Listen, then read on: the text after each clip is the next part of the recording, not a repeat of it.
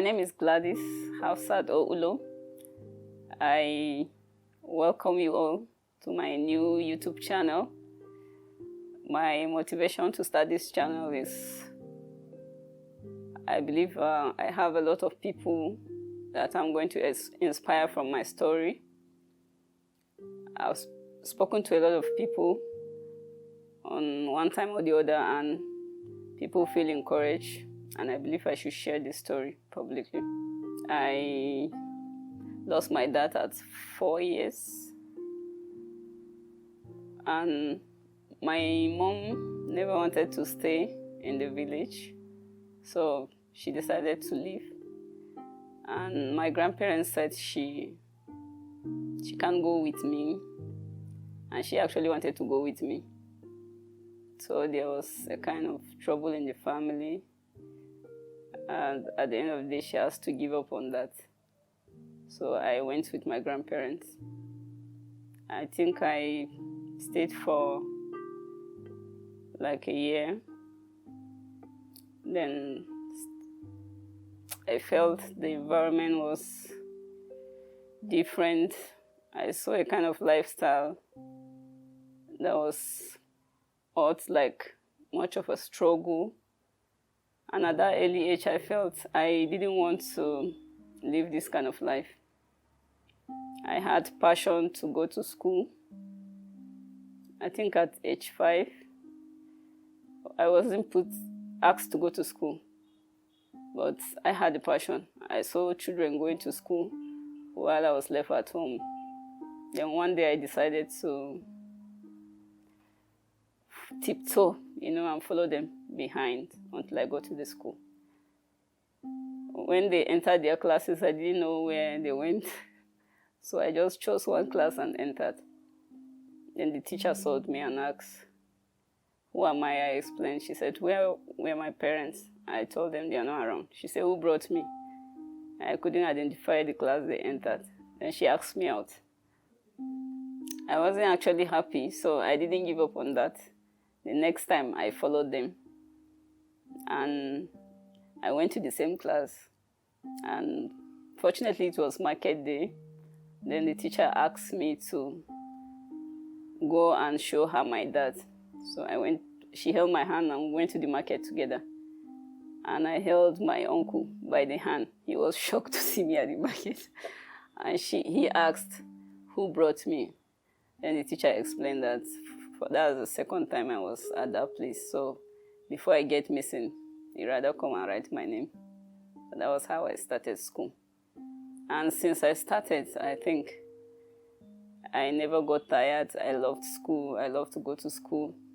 Every time I tell myself, I don't want to live this type of life. I want to live a better life. And it continued from there. I was always at the top of the class. Before primary school, like I was in primary 2. For the first time, my mom visited. I think I almost forgot I had a mom too. When she visited, she said she was leaving on a Thursday. Then, fortunately, she has asked my grandparents to take me, and they refused again.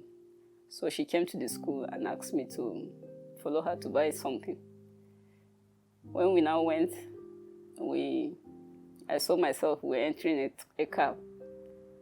And in my head, I knew that wasn't just to buy something, we were going somewhere. And I wasn't happy with the situation because I felt I was leaving.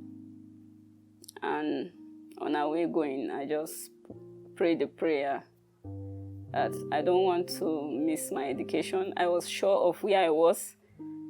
I wasn't sure of where I was going.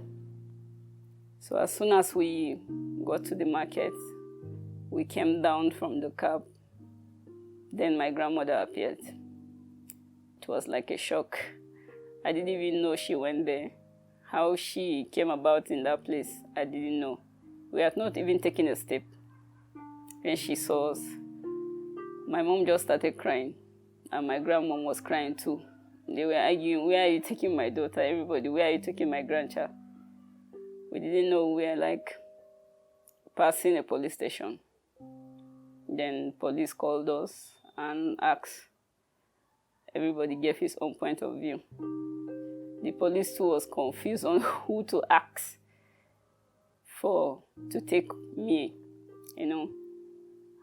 Then I could remember the police knelt down to my height.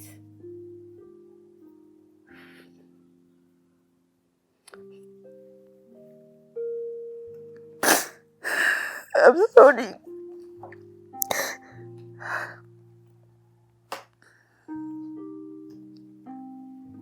And he asked me, who do I want to follow? I thought of my school. I thought of my friends. I didn't want to miss them. Then I told him my grandmother. She was an illiterate farmer. She was struggling too. She loved me so much, like I knew. But at that point, she had finished giving birth, so taking care of a young child was like new to her. So she couldn't just understand my feelings, but she tried at anything she could afford at her own, ability. She did her best.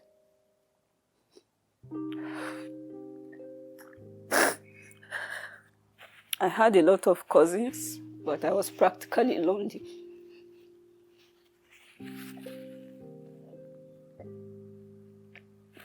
I was very, very lonely.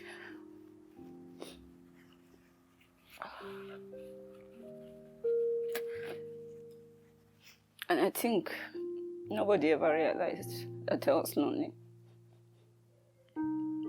In the midst of everybody, I was the one that was always hanging. Everybody had his family around. Most of the times I had to, go here, go there. Anybody that gives me face, like, that's where I will stay. For my uncles that are married to their, families. Because with time, my grandmom was getting tired and older. So my uncles had married. And they had their own kids.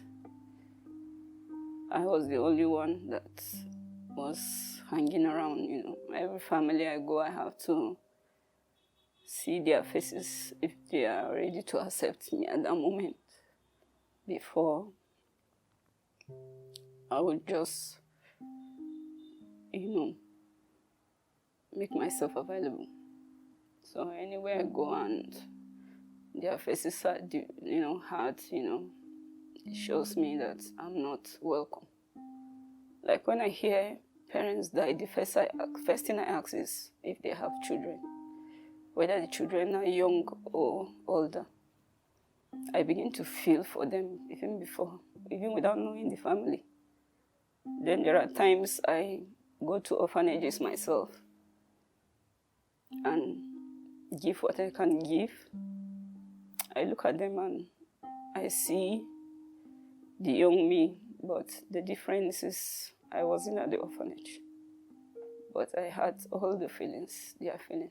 It gives me some sense of comfort and fulfillment that I'm helping out someone that is at the position I was. There's a lot to talk about on my story, and I'll be glad if you keep following this series because I have more series to come, and I bet you will learn one thing or the other and you will enjoy this channel.